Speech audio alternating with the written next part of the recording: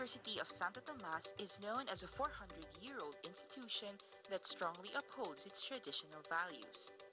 Recently, some students from the Faculty of Arts and Letters have been questioning the abrupt implementation of the AB hair policy. Do the students support or are they against it?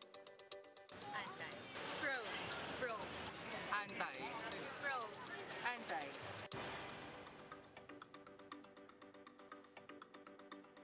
Thomasians, get ready to roar your opinions as we bring you to the show where hot issues are ready to be exposed. I am your host, Nicole Namuco, and today we will talk about the controversial AB hair policy. Three outstanding artlets will share with us their thoughts on the said policy. First on the list is a graduating student from the English Language Studies and an executive coordinator to the Chief of Staff of the Central Student Council. Let's all watch this as she imparts to us her thoughts. AB hair policy. Actually, for me, when I saw the statement of the dean, for me, it's a reasonable hair policy, as well as the liberal arts students. Why? Because for me, there is a certain limitation at all costs. So for that limitation, as an arts student, being a liberal student, we should be open to all the possibilities, to all the rules and grounds for the faculty itself. I'm not against for those who are anti the hair policy naman, but for me, on a silent protest would be a very crucial note for them. It's a distinction of you as a person and also a distinction for you being a part of the artlet community. Kasi being part of the AB, it means you are representing the whole. So for that silent protest, for me, it's too much. Maybe you could probably say your piece, but not to that extent. Maybe we could always think for the means first after those. Kasi yung means na ginagawa natin, hindi lang ikaw yun para sa sarili mo. Para sa akin kasi, it's a quick decision making for you to protest at immediate time. Tignan mo muna kasi kung ano yung boundaries and everything. So for me, the limitation that has set, it's not actually a total ban of the hair policy naman. The dean said the light brown, the burgundy colors. It's okay eh. Just not that much as the loud colors like violet, red, blue. I think it's a reasonable one. And for me, the dean has a good point on that for taking the artlets on that. And being liberal is not being not too much of your freedom, but being responsible for your own freedom. So for me, ABR policy is a reasonable one. Reasonable, therefore acceptable. That's according to Ms. Katrina de Guzman. So now that we have heard it from a pro's perspective, let's take a look at what our fellow artlets and other Thomasians think of the policy. Do they also agree with what Ms. Katrina de Guzman has said?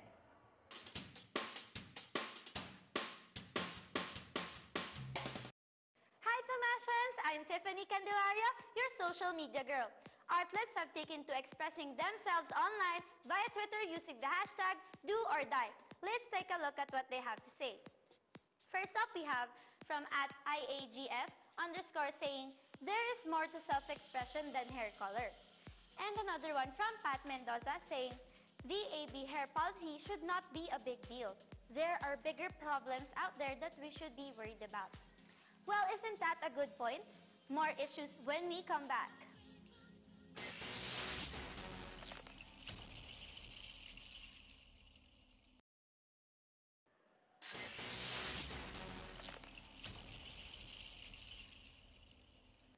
And you are still tuned in to Exposed. Earlier, Ms. Katrina de Guzman said that the AB hair policy is a reasonable one. Now, aren't we all curious about the reasons behind the implementation of such policy? Good thing we have interviewed the AB Student Council President to give us more knowledge about it. Let's take a look. Siguro, ang sa akin, kaya din kami nag-compromise kasi you really have to see to it na may mga bagay na there's a good thing and a bad thing. Dito sa hair policy, siguro I personally would say that I'm pro the policy given such limitations. First, you really have to respect others' perspectives as well, cultural or societal and personal reasons. na i-implement ko tong policy na to just because I don't want students to abuse the rights or the freedom given to them. Same thing, we have signed a conforme once we enter the university.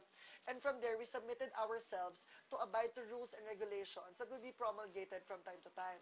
However, ang hinihingi lang naman namin sa administration is to give an ample amount of time to students to really cope with the sudden implementation.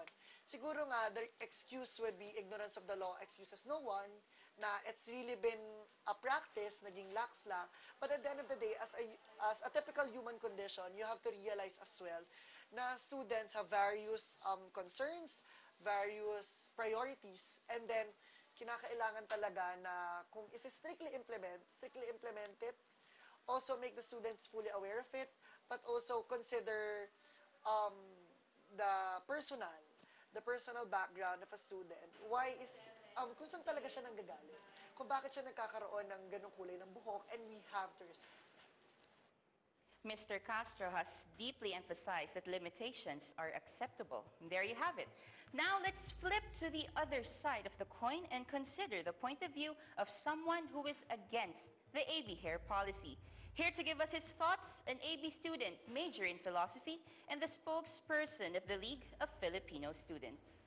On the surface level, kung susundin natin yung AB haircut policy, parang napakababaw ng issue niya or napaka-petty niya ng issue. Pero kung magkakaroon tayo ng mas malalim na suri dun sa issue na ito, makita natin na manifestation siya nung lalong lumalalang crisis ng edukasyon dito sa ating bansa.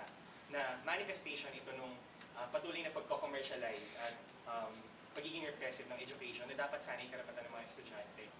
So, ayun, sa bisa ng Education Act of 1982, nabibigyan yung mga private institution ng almost autonomous power na makapag-impose sa mga policies at fees sa mga estudyante, regardless kung unjustifiable ang mga ito or unconstitutional. Yung issue dito, hindi lang naman kasi haircut policy. Yung issue dito ay yung national educational situation ng Pilipinas, kung saan pinupush yung commercialization and privatization ng education na dapat sana'y karapatan ng mga mamamayan. At sa kabila nito, nasasakripisyo yung right nila to education at nasasakripisyo yung mga constitutional rights nila. So, ayun, hindi siya hiwalay doon sa issue ng tuition and other school fees increase. Kasi nga, dito sa Education Act of 1982, hindi lang siya usapin ng policy imposition, damay dito yung fee imposition. So, kahit gaano pa ka-unjustifiable, kahit gaano pa i-expose sa mga estudyante na hindi makatarungan yung mga policies or fees na ini-impose sa mga estudyante, kahit magsumbong pa sila sa CHED, kasi personally, nag-file kami ng complaint sa CHED kasama ng National Union of Students of the Philippines. At in-expose na talagang hindi makatuwiran yung mga policies at fees na sinisingil sa mga estudyante, na hindi pinapataw sa mga estudyante. Pero, ayun nga, gobyerno na mismo ang nagsasabi na unconstitutional at illegal yung mga fees na sinisingil sa mga estudyante. Unconstitutional yung mga policies na ipinapataw sa kanila. Pero mismo ang gobyerno, walang magawa. Kasi, nandito, binibigyan ng laya ng batas ng Education Act of 1982 na i-suspend yung constitutionally guaranteed rights ng mga estudyante dahil lamang nakapaloob sila sa isang private educational institution. So, napaka-ironic, di ba? So, ayun. Hindi dapat nasasakripisyo yung constitutional rights ng mga estudyante dahil lamang pumapasok sila sa mga private institutions. Dapat itong mga educational institutions, nagiging training ground dapat ng mga estudyante kung paano maging critical at paano maging leaders tayo dito sa AB. Kilala tayo bilang mga critical na tao, hindi tayo basta-bastang tumatanggap na lang ng mga policies na alam natin na hindi makatarungan. So ayun, sinusuri natin at sa pagsusuri natin, nakikita natin na may hindi makatuwiran at may kawalan ng katarungan. Ayun, ang kalaban natin dito ay hindi yung administration, hindi yung student council. Ang kalaban natin dito ay yung current educational situation ng Pilipinas, yung lalong lumalalang crisis ng edukasyon, yung pagtutulak ng commercialization at privatization sa mga educational institutions. Kasi ayun nga, tulad na paulit-ulit yung sinasabi, sa sacrifice ng mga karapatan ng mga estudyante. Now that's someone who seriously knows and truly believes in what he's fighting for. That's a very analytical point of view, Mr. Eugene Agit. Let's check out the tweets of people who are also against the policy. Tiffany?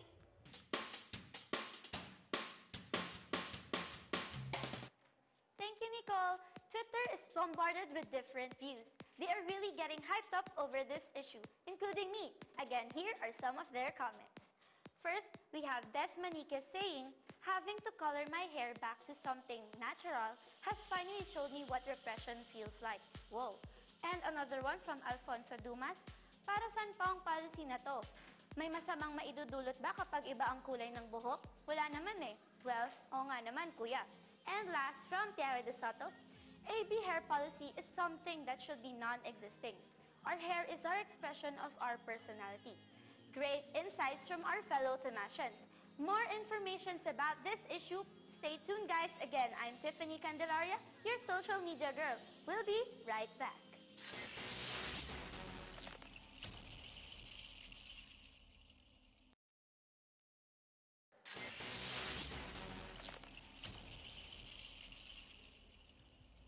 And you are still tuned into Exposed with today's episode of Do or Die. It is really undeniable that majority are against the policy. And given all these student concerns, how are the authorities handling it? Here to give us more information is Mr. Dominic Castro. With respect to the AB hair policy, siguro I would speak as the Chief Executive Officer of the Student Council. Kasi as Student Council Officer, so took oath of office before the ABS-C Constitution, the promulgated rules, laws of the university, namely the handbook and the promulgated rules and regulation by the dean. So last week, the policy was formally handed down by the dean, given that in the student handbook, he was given a discretion to uphold such rules and regulations from time to time.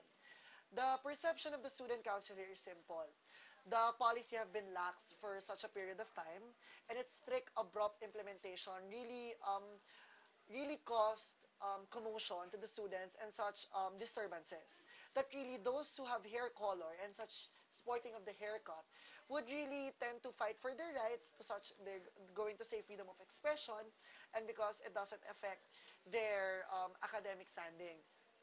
So what the student council proposed and what the student council did for such implementation is that after we've heard the said abrupt implementation, we've created a letter as one executive board through the help also of the Board of Majors and one of our emergency meeting to really review what is the policy all about and what are the benefits that it could provide to the student body.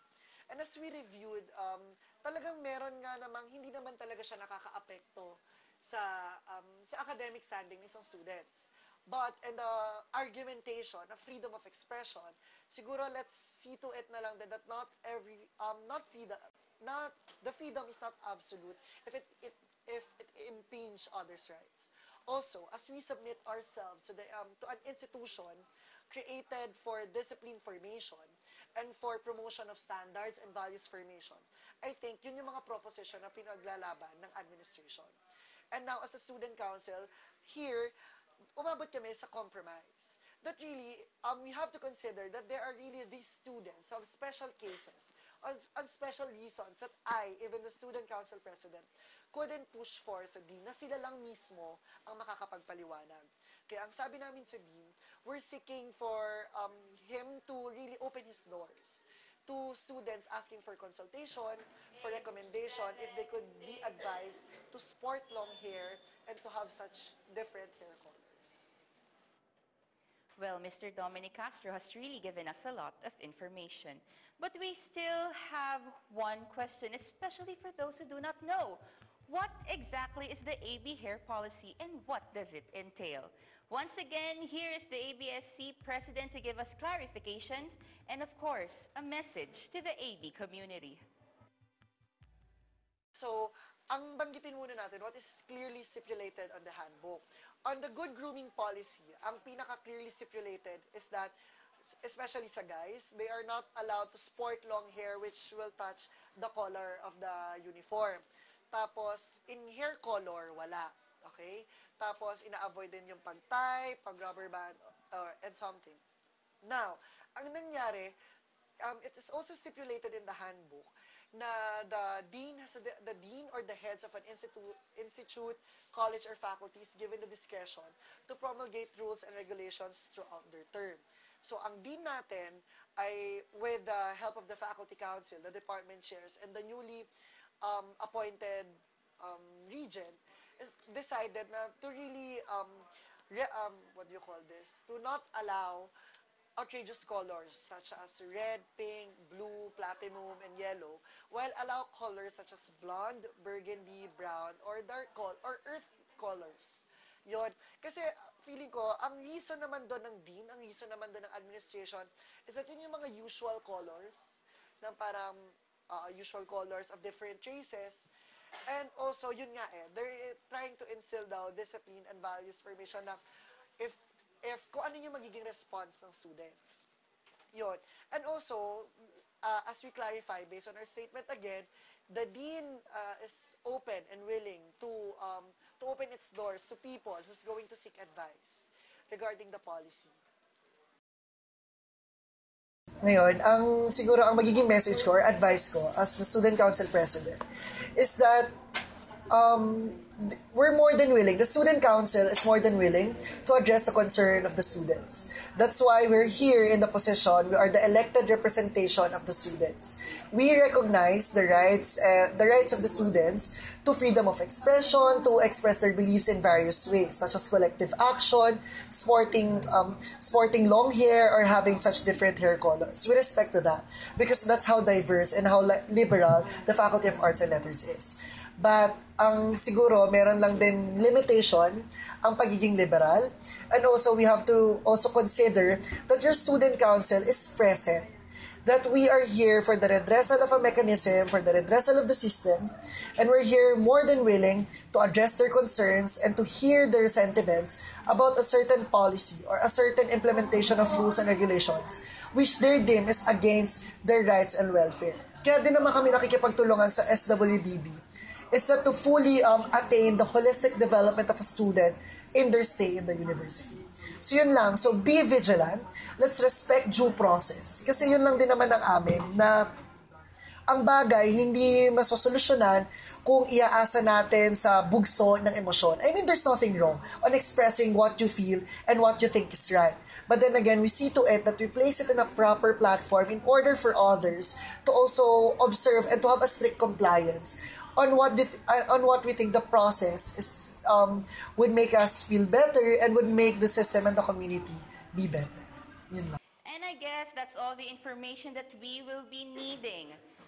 Thank you very much, Mr. Dominic Castro. Also, we would like to thank Ms. Katrina de Guzman and Mr. Eugene Agid for generously and fearlessly sharing with us their views. Thank you also to the Tomasians who have voiced out their opinions online.